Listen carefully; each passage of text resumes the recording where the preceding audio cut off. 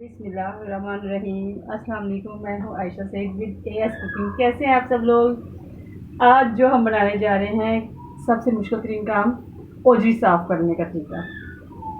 अक्सर लोग ओजरी बहुत शौक से खाते हैं लेकिन उसको साफ़ करना सबसे मुश्किल काम लगता है। तो मैं आज आपको बताऊँगी कि इसको हम कैसे ईजीली साफ़ कर सकते हैं और इसकी स्मेल को दूर करके आप ओजरी को इंजॉय कर सकते हैं। तो ये मैंने ओजरी ले ली है। सबसे पहले हम इसमें ऐड करेंगे थोड़ा सा नमक और अच्छी तरह इसको नमक लगा के हम थोड़ी देर के लिए छोड़ देंगे। ये देखें जी, मैंने इसको नमक लगा के छोड़ दिया था थोड़ी देर के लिए। अब मैंने पानी को उबलने के लिए रख दिया। इसको हम उबलते हुए पानी से साफ़ करेंगे। उतनी देर हम इसके छोटे छोटे पीसेस कर लेते हैं। पहले इसके ये अंदर से हम ये सारा गंद अच्छी तरह साफ़ कर लेंगे।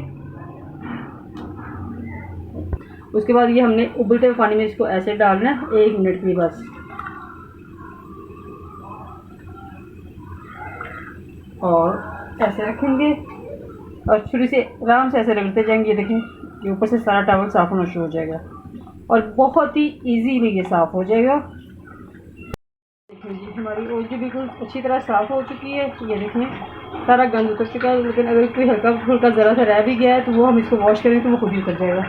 अब सबसे पहले हम इसमें आटा लगाएंगे और इसको अच्छी तरह मलकर मिक्स करेंगे और फिर इसको वॉश कर लेंगे ताकि इसमें स्मेल वगैरह बिल्कुल भी ना रह जाए। देखिए जी, मैंने आटा लगाकर अच्छी तरह वॉश कर लिया और इसके छोटे छोटे पीसेस कर लिए। बिल्कुल साफ़ हो गए।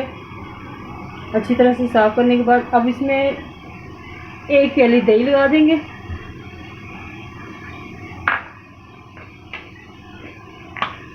और तकरीबन हम इसमें आधा चम्मच हल्दी पाउडर डाल देंगे और मिक्स करके इसको हम 2 घंटे के लिए छोड़ देंगे। और उसके बाद ये वॉश करके पकाने के लिए रेडी है। बिल्कुल भी स्मेल नहीं आएगी, बहुत ही ज़बरदस्त बन जाएगी। इसको पकाने का तरीका इंशाल्लाह मैं आपको नेक्स्ट वीडियो में बताऊंगी। ये फ़िलहाल हम इसको मैरिनेशन के लिए छोड़ देंगे। 2 घंटे के बाद आप इसको वॉश करके पका सकते हैं। तो मेरी वीडियोज़ अगर आपको अच्छी लग रही हूँ तो अपना फीडबैक ज़रूर दीजिएगा। मुझे आप इजाज़त दीजिए। तो हमें याद रखिएगा। अल्लाह हाफिज़।